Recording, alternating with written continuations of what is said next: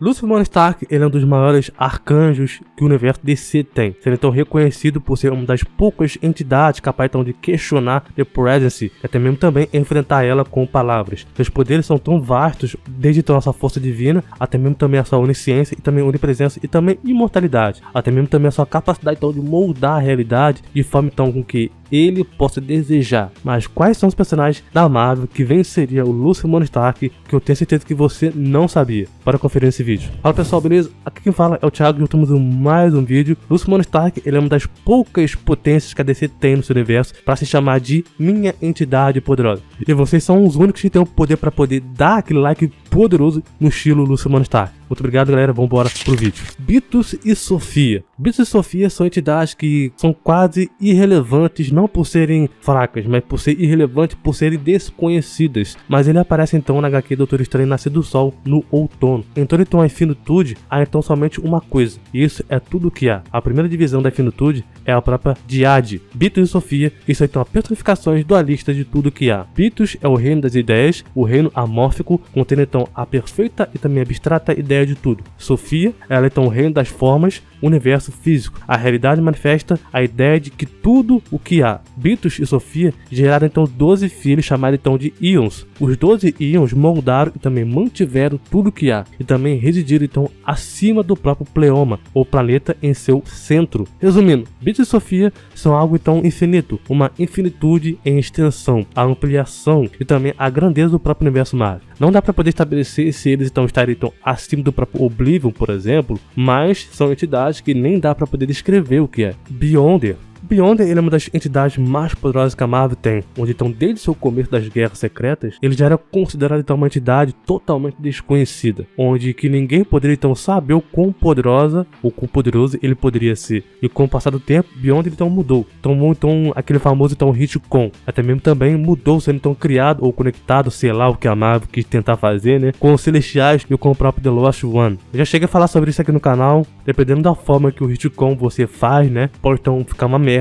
ou mesmo ficar uma merda. Não, brincadeira, pode ficar bom, né? No caso então do próprio Beyonder, eu nunca achei que a história dele fosse algo impecável, mas o que me chamava então a atenção dele era simplesmente o seu poder, que faz dele então ter a capacidade ali de destruir o multiverso Marvel com a sua própria hierarquia de poder ali, né? Uma facilidade tremenda também, caso ele quisesse. Depois que ele virou o próprio Beyonder Ômega, a sua capacidade então de quebrar a narrativa posta para ele, ele levou então o Beyonder a um outro nível, e esse poder é algo que para mim é bem mais poderoso do que o Lucifer. Claramente que você pode analisar ali o Beyonder da forma nerfada que ele tem, principalmente quando ele então tem seus poderes roubados pelo próprio Doutor Destino. Lucifer, ele sim venceria. Agora o Beyonder que conhecemos hoje em dia, para mim ele tem bem mais poder que o Lucifer, justamente por conseguir mexer bem mais com essa própria cosmologia do que o próprio Lucifer em si. Loki, Deus das Histórias. Se você pensar bem, Loki ele nunca teria chance contra o Lucifer. Só que o Loki, Deus das Histórias, ele tem a capacidade então de prender qualquer pessoa numa narrativa. Assim como ele também prendeu o próprio Beyonder e outros também membros do próprio Além. Mas claro que eles também conseguiram sair dessa narrativa. E se eles conseguiram sair, o Lucifer ele também poderia sair, né? Já que ele também tem um poder tão grande quanto. Só que tem uma coisinha. Loki ele também já adentrou a cada das ideias. Ou pelo menos teve uma conexão com ela. O poder do próprio Keter. O poder que se conecta então à coroa da criação. A coroa ela está então acima de todas as coisas da Marvel. A coroa da criação fica então fora do multiverso. Como comparação, seria algo então como ali a esfera dos monitores da DC. E esse poder que o Loki então teve acesso a cada das ideias, ela é descrita então como uma coisa, uma força vital, uma força criativa primordial. O maior poder que alguém poderia então alcançar. E esse mesmo poder da casa, como comparação, é algo então como fosse então o Overvoid, ou mesmo então o Leviatã das histórias. O contador da própria história da Marvel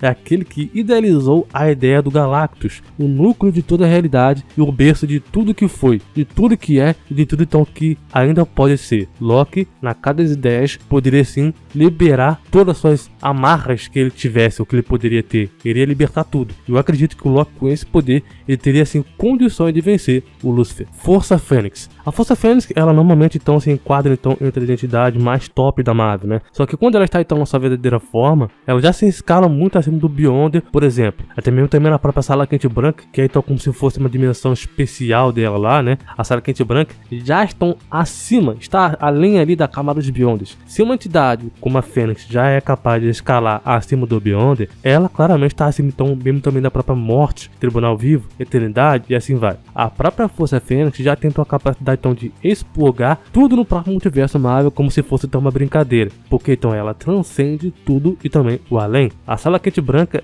na sua verdadeira forma, né, também então funciona como um verdadeiro nexo, um nexo entre o hospedeiro e os avatares, bem como então um local de descanso, também uma própria paisagem mental. A própria Força Fênix serve então como remédio para o multiverso. E a própria Força Fênix também serve então como também um dos poderes do próprio The One Above All. Ela serve então como julgamento, misericórdia, glória, beleza e também a curandeira. Lúcifer ele até pode lidar assim, com os aspectos da própria Fênix, o avatar dela, mas sua verdadeira forma seria complicado para ele. Oblivion. O esquecimento, como o próprio nome já diz, né? O esquecimento, nada. Uma forma abstrata do próprio vazio. Ele é a escuridão que existia então antes mesmo da própria existência. O nada onde então todas as coisas foram criadas em si. O esquecimento é o lugar onde todas as coisas foram criadas. E o lugar então onde tudo então encontrará então o seu fim. O esquecimento ele é o nada da própria existência. A própria ausência da criação. Até mesmo também há uma ideia de que ele é um conceito que transcende então até mesmo também o nosso mundo real. O esquecimento então está ciente da própria natureza ficcional da sua própria existência e também pode então quebrar a quarta parede. O Oblivion ele é uma das poucas entidades que a Marvel, né,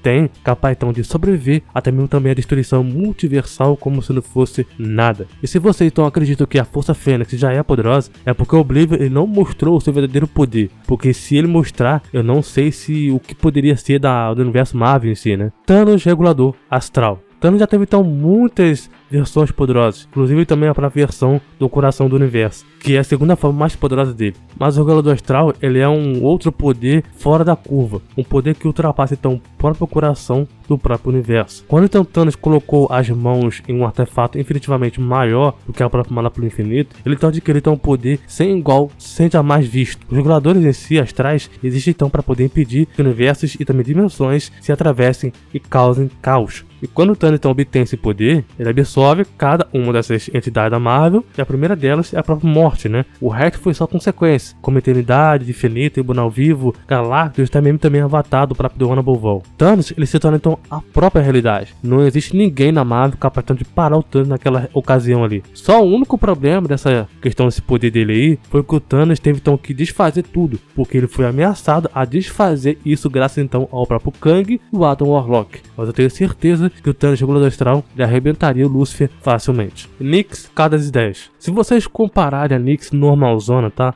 Ela está então no mesmo nível ali do próprio Zeus, Odin, talvez um pouco acima, mas ela não passa disso. Só que quando ela então adentra a Casa das Ideias, aí que o bagulho fica então diferente. Antes mesmo então dela adentrar a casa, ela então já tinha então apagado a luz de toda a criação. A criação na Marvel, por si só, ela então já engloba então o próprio Omniverso também, onde também conta então multiversos infinitos. Ela também por si só já então uma ameaça para toda a realidade. Nyx então chegou então a suportar a luz da própria Casa das Ideias, essa mesma luz que pesa então mais que toda a criação. Como sendo então uma deusa primordial, ela é maior então que deuses. É por isso que ela conseguiu então dominar 50% dos poderes da Casa das Ideias. E mesmo com a metade desses poderes, ela então ainda tem poder então manipular a narrativa e as possibilidades da própria Marvel. É por isso que ela então seria então um perigo enorme para o Lúcifer. The Protege. The Protege é uma das poucas entidades também da Marvel conhecidas, né? Isso porque ela é meio que foi jogado para escanteio. A Marvel ela não aproveitou muito o que ele tinha, na minha opinião. Protege ele foi então citado pela primeira vez como sendo então uma criança, sendo então um bebê no começo, passou então por inúmeras experiências de ciência e também magia arcana, onde ele tem então autoridade sobre então milhares de mundos, planetas, até mesmo também galáxias. Agora, o que faz o Protege ser tão poderoso é então que ele pode simplesmente então copiar a habilidade de outras pessoas. Ele, literalmente é um mímico, né? Ele então vai então imitar qualquer poder apenas então observando você. A cada novo poder que ele adquire, ele então se torna então mais perto da própria, entre aspas, onipotência. Ele então tem uma habilidade então muito interessante que pode então simplesmente então tornar ele mais poderoso do universo com a sua própria capacidade então mimética em si. Agora, claro que apesar de você ter um poder tão apelão, né, ele então tem a sua desvantagem. Esse poder dele de mimetização tem então um limite, onde ele então precisa então muita concentração para poder copiar poderes das entidades abstratas. Mesmo que The Protege ele tenha a capacidade de vencer, ainda assim, as chances do Lúcifer vencer também são grandes. Mas eu acredito que então vale a pena citar The Protege aqui nessa lista aqui também. Homem-Aranha cômico cósmico. Esse é o estágio então do poder do próprio Homem-Aranha, o auge dele, onde ele então obtém então poder nos quadrinhos. Eu até cheguei a falar sobre ele aqui no canal alguns vídeos atrás, mas para poder resumir,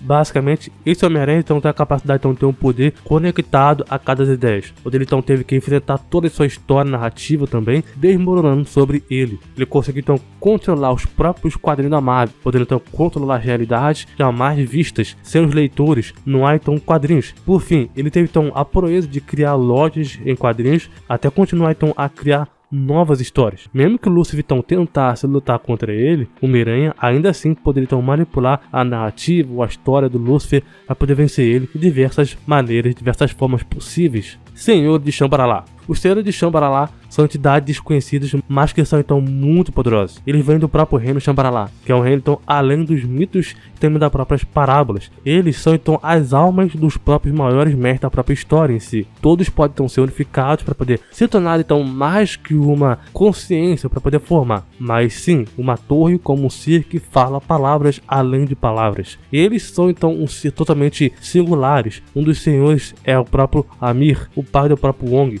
O objetivo dos Lords era então expurgar a espécie humana para poder iniciar uma nova humanidade onde tudo é então perfeito. Ele disse então ao próprio Doutor Estranho para poder resolver algum mistério mágico para poder fazer isso. Eles poderiam então, ou podem então manipular todas as camadas da própria realidade, sendo então a cada camada uma nova verdade, a cada uma nova ilusão. Deus, ele é mágico e também a realidade ela é então um truque. Ao usar o espelho e a realidade se tornou então um vidro. Os Senhores de Shambhala são então os senhores da criação. Todas essas criações, realidades assim vai, todas elas, cara, se conectam então com o próprio Divine Creator, onde eles também podem então ser superiores a Maya, o Criador Divino, e outras entidades também. O reino de Shambhala, ele é obviamente um reino acima do próprio Criador Divino, o nexo de todos os reinos ou realidade em si. Enfim, eu acredito então que o Senhor de Shambhala teria assim a capacidade então de vencer o Lúcifer. Mas vocês lembraram de algum outro personagem da Marvel que venceria facilmente o Lúcifer Stark? Comenta aqui, aproveite e sugira também outros vídeos também, e não se esqueçam então de garantir aquela sua inscrição aqui no canal, deixa aquele like top para você acompanhar o próximo vídeo envolvendo Lúcifer ou então a própria Marvel também. Muito obrigado, valeu, falou e até mais.